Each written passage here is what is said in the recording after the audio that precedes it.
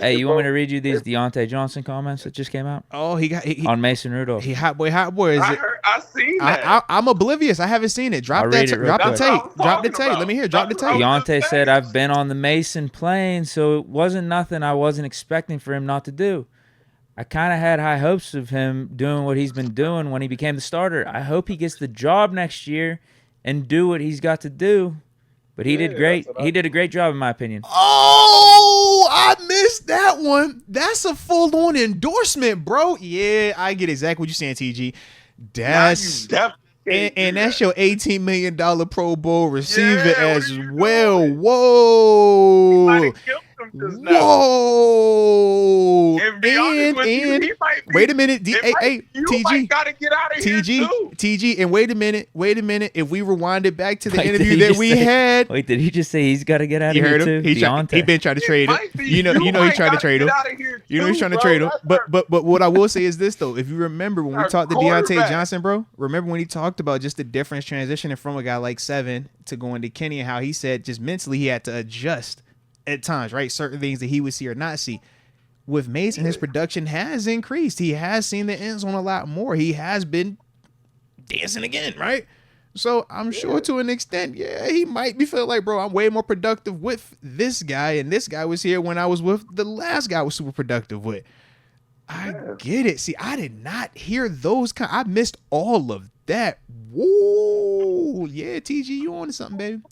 Yeah, that's a different dynamic. Those are no longer just sisters. Those are definitely rivals. That is rival-ish. Yeah. It's a big thing. Yeah, just because he said it, it's like now you making it sound like you picking a side because it didn't just say Diontae didn't just simply say, yo, I would love for Mason to come back and get a chance. He said, yo, I want him. I want him to do it. And I knew he could do this. I believe this whole time. Yeah, he's like, I'm not surprised by it. That's TG. Deke, you know, y'all know what. Yeah, what do you mean? You knew, you took the same way when Najee went and talked to Matt Canada, said, "Yo, we need to do these type of plays," and when it worked out, he was like, "Yeah, I feel good. Feels good. All right." Oh, I missed all of that. Jeez, Louise. Yeah, wow. That's a little spicier. I did not know he said that specifically. I thought it was more just the thought process of it. And I was like, okay, just the thought process. Yeah, both quarterbacks. I get it. Yeah, but I did not know he actually flat out said, like, I do want him. They both can't come back. Yeah, because that's, that is definitely a clear cut, like, I want him, and that's the receiver, bro. We can make a case. Things just got really interesting. And you can make a case DJ was our best receiver down the stretch when Mason was here, even though Pickens was cooking too. Both of these dudes went to a whole nother level with Mason.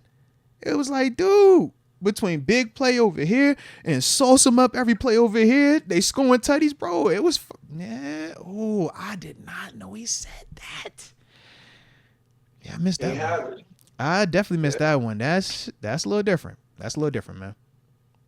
Like he said, and because of who it was saying it, now I could also understand if, I don't know if he heard it or not, but when you walk out and not want to talk to the media, maybe he knew that too. You know what? I can see that all. Jaylen Warren gave Mason some support too. What Jaylen Warren say? I missed that one too, bro. Not as emphatic as Diontae's. Yeah, that was like emphatic. That's why I reacted like how I did. Like I ain't trying to be messy. I'm like, bro, you legit said I want him to have the job. I want him to have the job. Not I want him to come back and compete. Not, hey man, between Kenny and Mason, whichever one works out, bro, it's gonna all be good for us. I'm happy either way. You know the cookie cutter talk. You know how I go, TG. Yeah, man. You know I'm gonna support them both, man. It's gonna be a good job. I mean, I done had success with both of them. Yeah, you know that's my starter, man. That's my guy. So you know I love them both. But me and Mason got a rapport too. You know we came in the same time. So da. Nah, my man flat out said I'm not surprised by it. I knew he could do it, and I want him to be. I hope he could be the guy next year. That's my quarterback. That's a very different tone and conversation, man. When you're saying it like that, I want to go with him in the summertime, not Kenny. Yeah, that is very different, bro. Yeah, and like Deke, you know this, bro. We ain't even being funny. You know that, like he said the stuff that like we always. Oh no, I'm thinking about what happens in the future now. I'm already thinking like, okay, this happened. Yeah.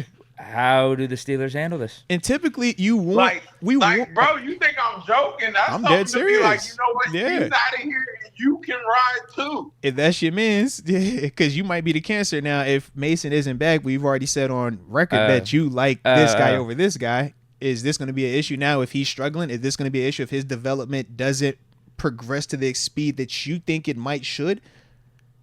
Those are very legitimate conversations, man. Yo, you think it be it's like legitimate, it's really bro. like that? It's like, legitimate. Bro, this is, yeah, yo, you just legitimate. Because you attack the that's because he has to be heavily a part of the model still because he's the investment.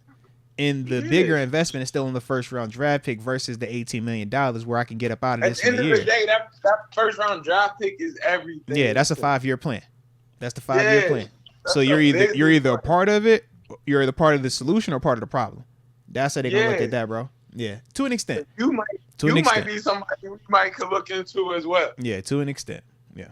Like, not to say it like that, but they just like, bro, just because of what he said. When you say it publicly, it's like we want this information, but when they give you this information, this is kind of the fallout from it. Typically, you don't get a guy in this situation saying that. They will go around it, and we kind of got to piece it together. He flat out said that's what he wants. Who he rocking with, type. So there's no surprise now. Yeah, we don't have to debate, who does he like more? He's like, he flat out told you who he likes more. Who does he want next year? He ain't got to ask him, hey, DJ, you want Kenny to be the starter next year? We ain't got to ask him because he said it right there who he wants. Yeah. But it's not like he's just changed life. Like, it's really just he's saying what's the reality. Right, he's saying this is what he feels better with. Yeah. Yeah, this is the reality of the situation is you can't have both. That's just the reality. Like, you kind of need to, like, because it just makes it messy a little bit. Not in I missed that, bro. I totally missed that. But it's not just because he said that. It was like that either way. Like, that's what it is now. Right, but you would agree though. It's a difference between we know the elephant in the room versus let's all address the elephant in the room. This is kind of I want to address it. Let me bring it to the front. This is who I want versus we know it's a quarterback situation going on, but we'll deal with that later. That's all. But it is what it is either way. I mean, you can't go wrong with it. Yeah, you can't. Like the 2 starter thing ain't really it. Like, you never have just 2 starters. Mm-hmm. You know, you got a starter and you got your guy. Like, that's why they announced it so early. Like, this is going to be the starter. You know? Yeah. Interesting. So,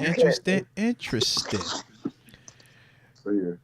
All right. Well, I'm still processing all this right now. Yeah, bro. It was a lot, man. Did we get the Jaylen Warren comments? What did Jaylen Warren say? Because you know how I've been talking about Mason. Like, I want Mason back, and I think he should compete with Kenny. And if I had to give an edge to be QB1 next year, you might be surprised at this, TG. I was on the same page with Mason. You, bro. But I thought they were going to – I just assumed they'd both be there competing for the job. Yeah, I was on the same page, bro. I thought the same. But I don't see how you could ever – I don't see how you can think like that anyway, though. Because it's like, yo, you just had a guy say, yo, I came in and gave you starter reps the rest of the year. Like, I ran the reps for you. You know what I mean? Yeah. So I could be a starter in this league. Like, I'm somebody like that could do this. But I think the whole rebuttal is the sample size. Yeah, and I think Mason, the ceiling for him this free agency is to get that same exact opportunity, whether it's here in Pittsburgh or elsewhere, just to be able to compete for QB1. I don't think anyone's just going to give him the reins. Based off of 4 games. I agree, except for Pittsburgh.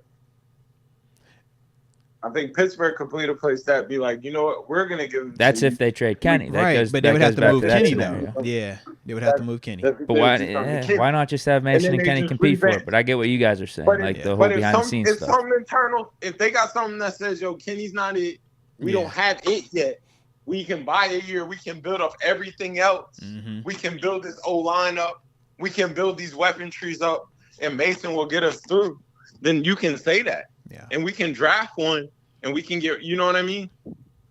We can figure some things out. So, TG, if you're Omar Khan right now, what are you doing between Kenny and Mason? I'm making a decision. I'm really looking at it, and I'm saying, is Kenny the answer? Because if this isn't the full answer, then I can build around, because I know I need a line. And I can build around this line. And I can sell this farm. Here, take this. Yeah. Give me this. Give me this lineman as well. I can build this line up. You see what I mean? Invest that money to get this line like I want it to be. I still got this running back in here that I also bought. Yeah. And I can have a quarterback that, Mason, look, you're going to get us through. I'm going to draft one, have one behind it, but I know I can trust you. I believe in what you can do. This is your prove-it year. Like, if you can ride out, you'll ride out. If not, we're going to run the ball. We know we're going to say that because we're buying this line. You see what I mean? I'm gonna have a defense that's comfortable. The defense isn't bad. It's a core. It's solid. Yeah. It's solid. But they got banged up. They just got banged up last year. That was this year. They got banged out. Yeah. It's solid as a core, and I'm gonna get ready to see what we can do. And I'm gonna build for the future. And I'm looking for a future quarterback. I'm in the Cordell Stewart years per se. Like okay, little Neil O'Donnell situation. Yeah. I'm buying time for the next one. I just don't have that yet. That's not in the building. Because right now it's like the worst thing you ever do is lie to yourself. Like, is it in the building? Is it in the building? Okay. And that was we had that convo too. It was like, yo, that really might Mason, not be in the building. Right, because it was like Mason played well, Kenny could play well, but if we're down multiple pieces, where could they elevate to in a game like what it was going to be? You know what I mean? Yeah. It's not in the building yet. You know what I mean? Like, you might feel like that. Mason showed some stuff. He did, though. He did. Well, it goes back to your point, though. If you were going to roll with Mason next year, it's a prove-it year either way. Yeah. To prove that you can elevate even more. Give him the Geno build opportunity, off of what bro. You What's just up? did in these 4 games. Give him a Geno. Give him the Geno. Let the Geno, man. Come out there, Drew Lock, 1-on-1, 1v1, win the battle. Then after that, you win the battle, you get the bag. You know how it go. But I think even the Geno was a little bit different because neither one of them was born there. Oh, respect. Yeah. Both transplants. Because right now you're fighting against a super homegrown. You fighting against like this is a birth. This is like a mother birth. We watched this one. Yeah. Yeah, you're not talking about the first rounders, but you're still looking at it. It's like the baby. Like yeah, they brought this one out like he was Simba on Lion King. Shout out to Official Momentum. They was like, here he is, your new king. And Mufasa was in the back. That was Ben. Ben was over there kind of chill. Like, oh, what up, Ben? I see you over there. And Mr. Rooney came out there with the next one. Like, here you go, Pittsburgh. Here's your new child. Like, they made a Here's your new one. Like, yeah, I'm with you. Big. I can dig it. So it. it's like, it's just the fact of the draft pick. Like, the king, that situation is a little different. You know? Like, Geno and him was like, that was a competition. Like, they both came in to compete. Yeah. For the spot. Low key, all they did was run it back from what they did when they stumbled in the rush. That was the whole, let me get Tavares Jackson and the boy from Green Bay. Matt Flynn. Yeah, Matt Flynn. That's all that was. Yeah, let me get Geno and let me get Drew Lock and whoever went out this thing, let's get active. Let's get active. Like, it's not like that because you drafted him. Yeah. You drafted Kenny in the, like, you went and got that. So it's more like, what, you know? What is this? You drafted both like of them. Yeah. Yeah, even more. You drafted both of them. You know? All right. So what are you doing then? You gonna roll? Would you roll Mason? Hard conversations. I like Mason. Would you roll? You rolling with him? I roll with Mason. I eat my loss right now. I don't know how much money I've totally lost. I try to see what I could do. Yeah. I try to see what I could do. If I could do something, it's something I know I could probably maybe get done. And I make a trade. I get some of that back. I get back in the draft, and I go get some pieces. I get some more pieces. You got a left tackle last year. Go buy you a left guard early. Go get you a center too with that pick. Talk it. Okay. Talk that talk. I get back in this draft hard. I'd be back in here real physical. You still got Daniels. Is he coming? Is he a free agent? I think that's coming up. We might want him to be. I gotta look. We need to revamp this whole interior. I'll be real with you. Go get 2 guards, and you need to put him back at center. He's not a guard. Put him in center. We can rock with Sam out of that. We can rock with him. Fair enough. And now you're a little bit more sturdy. You know, got more size, and then I too. even go get you another tackle. Okay. I keep bringing in Gerf in here, and it's like, let's get ready. You got, the big tight end. You go into year 2. Understand your role. Have real heart-to-heart with him, bro. You're here to block.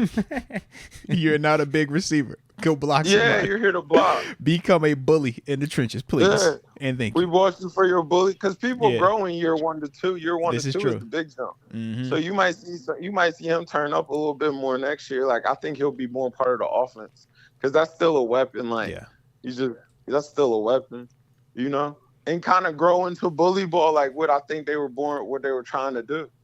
Like, you just got to get more guys that can move people, Now, so it's like...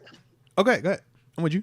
Yeah, you even think that team the best Steelers team, like per se, like whatever you want to call them, like they always could run the ball. Like that's the Steelers physicality, message. man, Like, being able to win in the trenches. Yeah. It's always been win your one-on-one. Mm-hmm. It's just what it is. Like, you know, you're seeing a lot of stuff with people saying like this needs to change and this needs to be this, and just the way he talks to people and different stuff. But it's like he talks to you like a man. Like, yo, you have to win your one-on-one. Transparent. Like, we're not. Yep. Yeah, like it just is what it is, bro. He ain't like, sugarcoating nothing. He let you know exactly what it is. If you win your rah-rahing it's gonna you be a great. This helps us win. If you lose this one and that happened, then this is how it's gonna happen. Yep. He's not a rah-rah you up to do your job. Like, do your job. That's what you're paid to do in a sense. So it's like, I just, you know, I just think that's what I would do. I would eat my L's. I'd accept what it is. I'd get them off.